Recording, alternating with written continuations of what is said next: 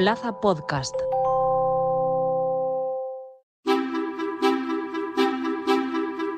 Los sueños no son solo un mero espectáculo nocturno, sino una pequeña ventana hacia nuestro interior. Desde pesadillas que nos persiguen hasta los sueños más surrealistas, cada uno encierra una historia que merece ser escuchada y sobre todo ser comprendida. Hoy nos preguntamos qué revelan realmente nuestros sueños, cómo pueden los psicólogos utilizarlos como una herramienta poderosa en la terapia y qué impacto tienen en nuestra salud emocional en general. Hoy en Plaza al Día, ¿son los sueños un reflejo de nuestra salud mental? Como decíamos al inicio, interpretar algunos sueños es posible y estos dicen mucho de nosotros, también del estado de nuestra salud mental. Hablamos con el psicólogo Diego de la Guerra. Señor de la Guerra, muy buenas. Muy buenas, Lucía. La primera pregunta, aunque parezca obvia, yo creo que es interesante saber el motivo, el por qué soñamos.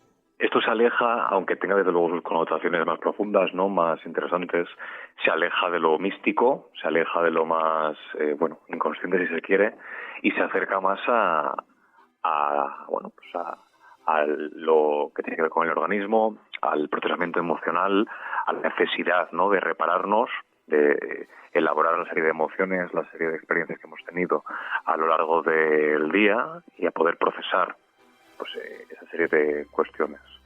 Se trata entonces de un mecanismo regulatorio, como tantos otros, que a lo largo del sueño, generando y licitando estos procesos de reparación, ¿no?, permite procesar lo que se ha vivido. De ahí que una noche de buen sueño al día siguiente nos permita ver con perspectiva las cosas, con mejor claridad, etcétera.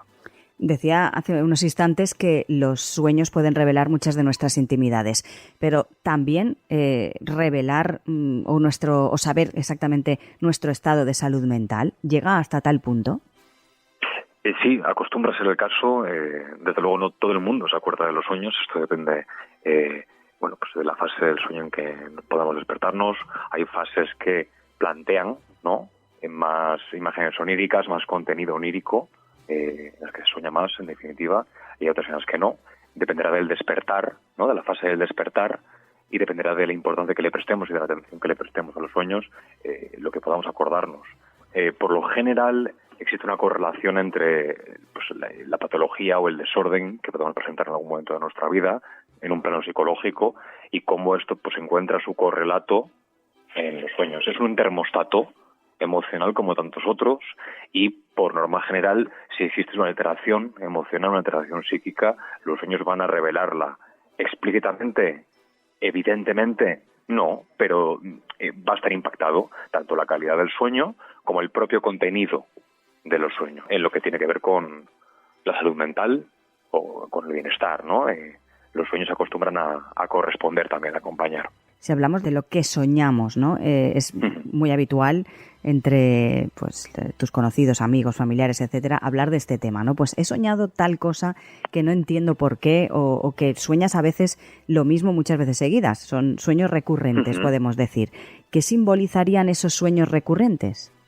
Como todo, como toda compuerta al inconsciente, la reiteración, la recurrencia, viene a señalar algo importante, ¿no? Se trata de un mensaje que no terminamos de integrar, digamos, que no termina de transferirse al plano consciente y que, por tanto, sigue tocando la puerta, porque sigue haciéndose importante escucharlo, ¿no? Que se sueñe recurrentemente con algo quiere decir que ese algo cumple un papel importante, desde lo más evidente, a priori, como puede ser soñar con eventos de orden más traumático, ¿no?, o que han tenido una significancia, hasta soñar con imágenes o contenido onírico mucho más encubierto, ¿no?, mucho más simbolizado, que viene a comunicar también algo, ¿no? Un ejemplo puede ser de la muerte, el de soñar con el fallecimiento de algún ser querido, incluso nuestra propia muerte, en periodos de cambio, en periodos de duelo, cuando ha habido una pérdida reciente, una ruptura de pareja, un desencuentro con un amigo, con un familiar, o nos encontramos a las puertas de una reinvención profesional, por ejemplo, ¿no?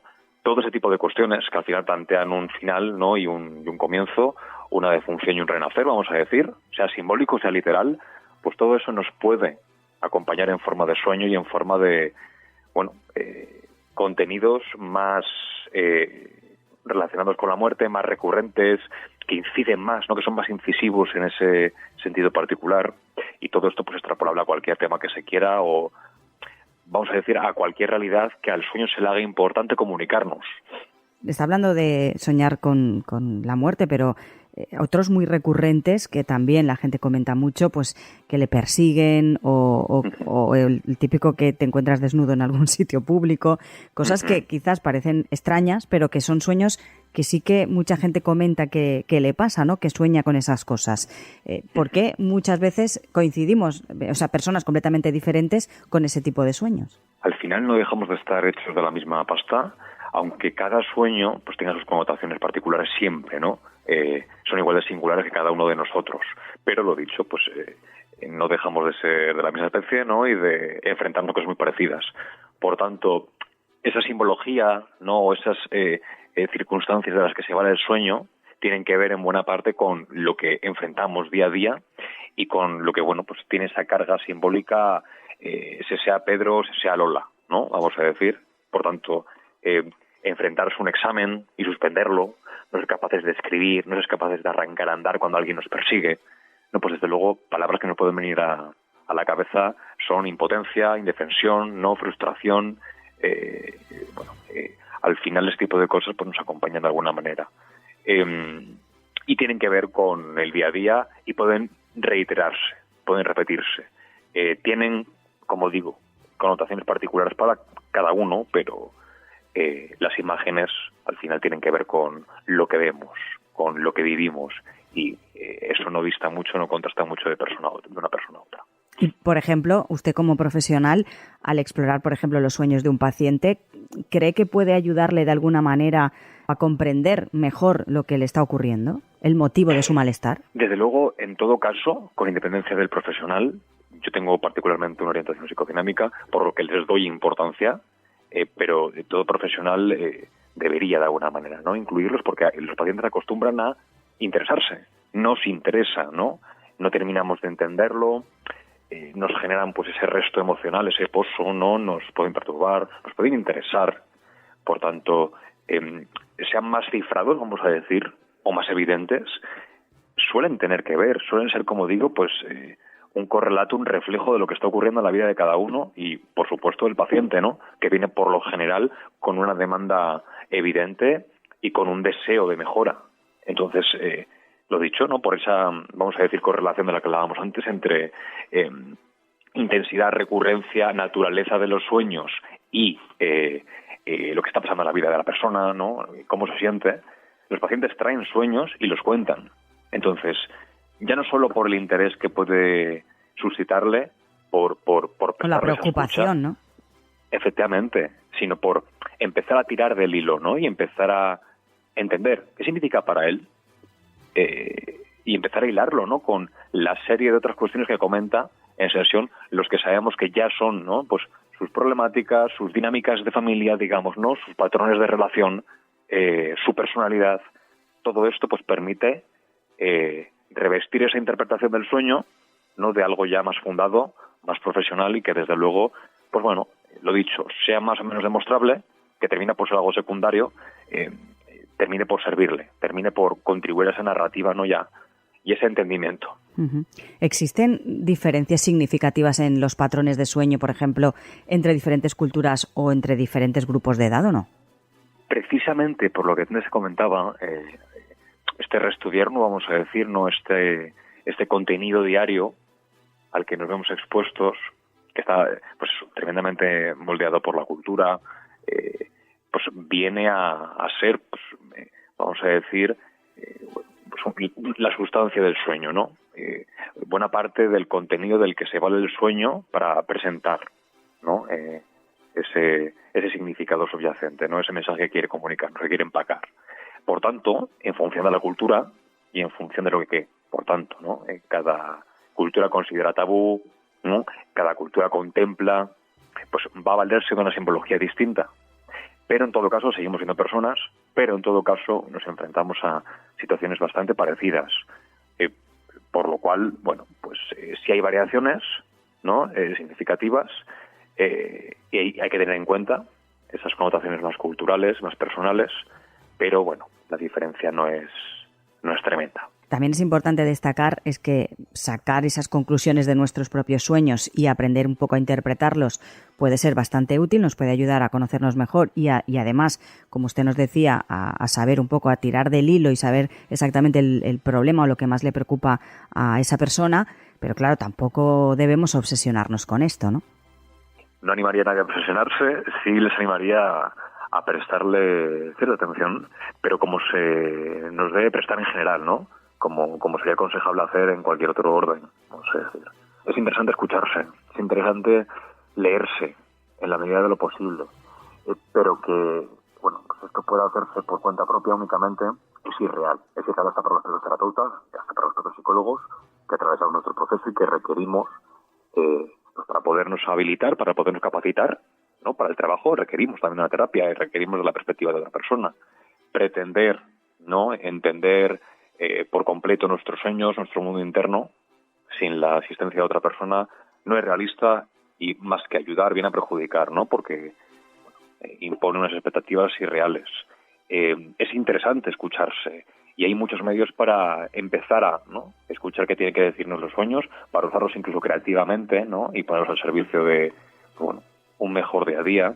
Hay diarios de sueños, mucha gente anota los sueños que tiene según se despierta, que es cuando más frescos están, para, bueno, con el paso del tiempo echarle un vistazo, ojear y decir, bueno, pues identifico este patrón o este otro. ¿Será que temo esto o aquello? ¿No? Hay maneras también de favorecer pues más lúcidos, más conscientes, bueno, prácticas meditativas, práctica de deporte, encontrarnos bien, ¿no? Y favorecer un mayor bienestar, al final nos lleva a sueños, pues, bueno, que nos dan ese pie a poder controlar.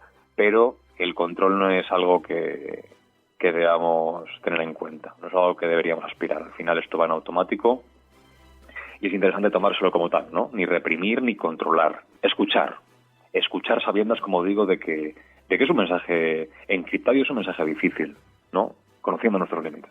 ¿Y hay alguna diferencia entre los sueños que recordamos y los que no recordamos cuando nos despertamos? Ciertos sueños, por su contenido, pueden reprimirse, ¿no? Porque puede ser más desconcertante de la cuenta. Al final pasan por capitas de censura y esto es una perspectiva psicoanalítica, ¿eh? Hay diferencias en función del psicólogo al que consultes, en función del psiquiatra.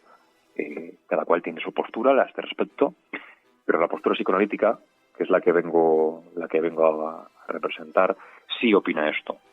Al final se presentan bajo capas de censura, bajo simbología. Es como el lenguaje cinematográfico, de alguna manera.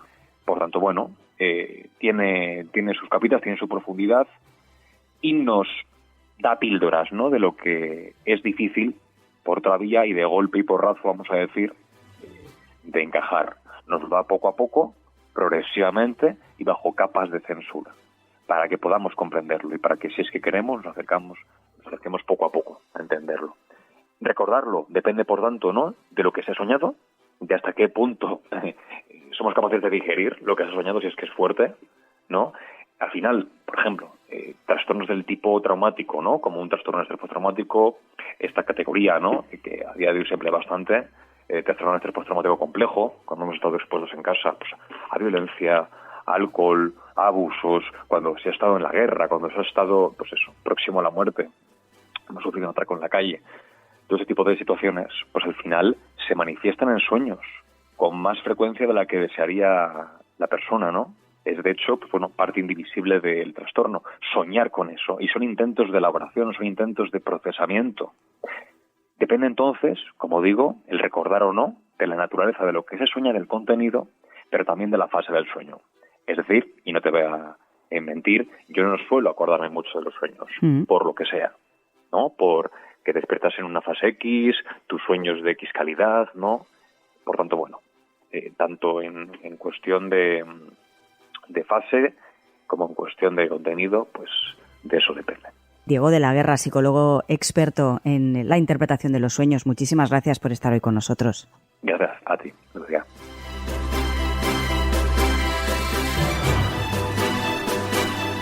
Como Como nos ha dicho el psicólogo, al explorar los sueños de un paciente, el profesional puede obtener una comprensión más profunda de su psicodinámica y con ella del motivo de su malestar. Por tanto, los sueños pueden ofrecer pistas importantes sobre las preocupaciones y los desafíos que enfrenta en su vida cotidiana, ya que entre los contenidos de nuestros sueños y nuestro subconsciente existe una relación estrecha. Recuerden que pueden escuchar todos los contenidos de Plaza al Día en todas las cabeceras de Ediciones Plaza y también en nuestra web plazaaldia.es. Además, el resto de contenidos de Plaza Podcast también están disponibles en la web plazapodcast.es. Por último, les animamos a seguir a Plaza Podcast en las redes sociales, en Instagram, X, Facebook, TikTok, YouTube y LinkedIn, donde además pueden dejarnos todos sus comentarios.